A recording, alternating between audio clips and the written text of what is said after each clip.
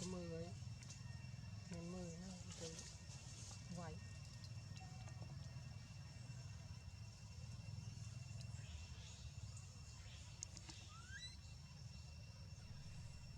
This is the third dawn of Astra's hunger. Weak and desperate, she lets out frail cries, pitiful whispers that are meant for a mother's ear. They are calls of pure need.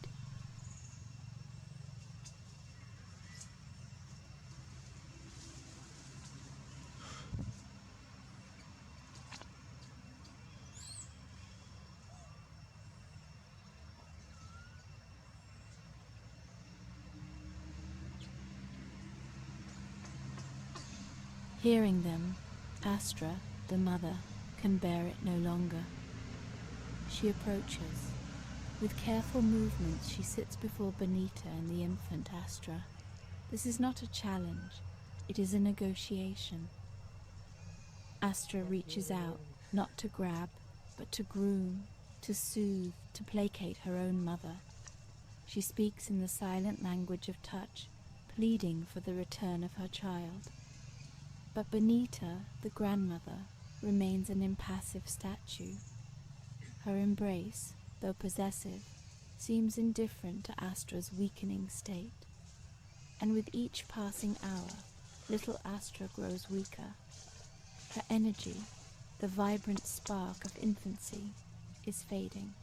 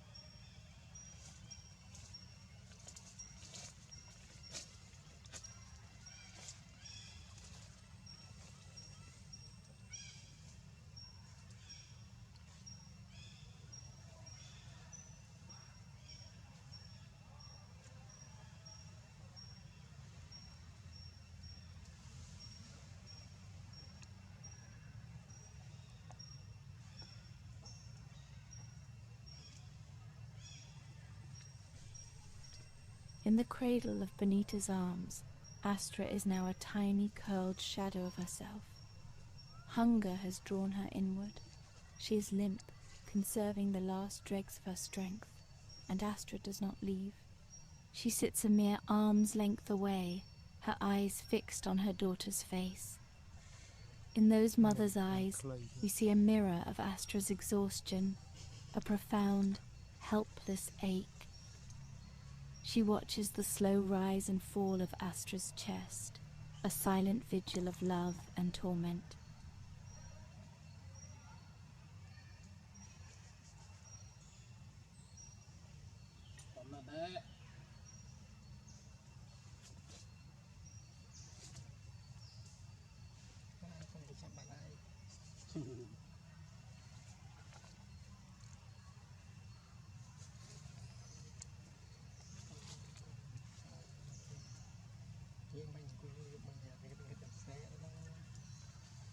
Nước nào đâu, cứ như nước ong chẳng hạn. Nhưng mà khi mà sáng dùng mình này ngày mà ngày tiền còn nó ong mày giúp mình mày giúp sẽ mày giúp tao tiền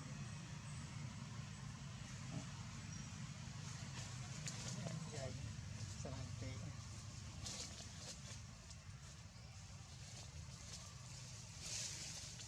luôn bắt cá.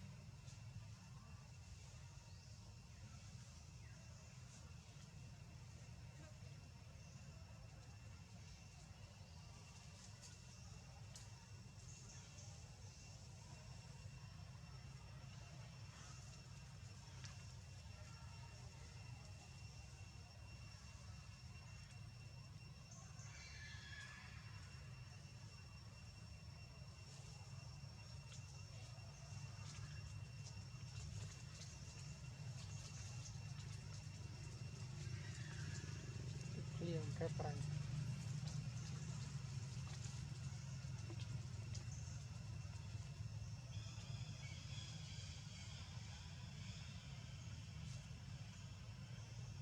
Then a flicker.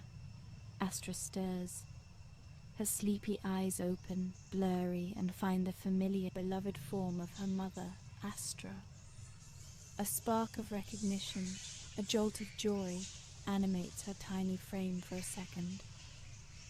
It is as if that glimpse of Astra gives her a new idea, a forgotten hope. She focuses her dwindling strength on Astra's face, but the hope is met by a wall of circumstance. Astra's gaze, meeting her mother's, becomes one of utter despair. She sees salvation so close, yet utterly out of reach.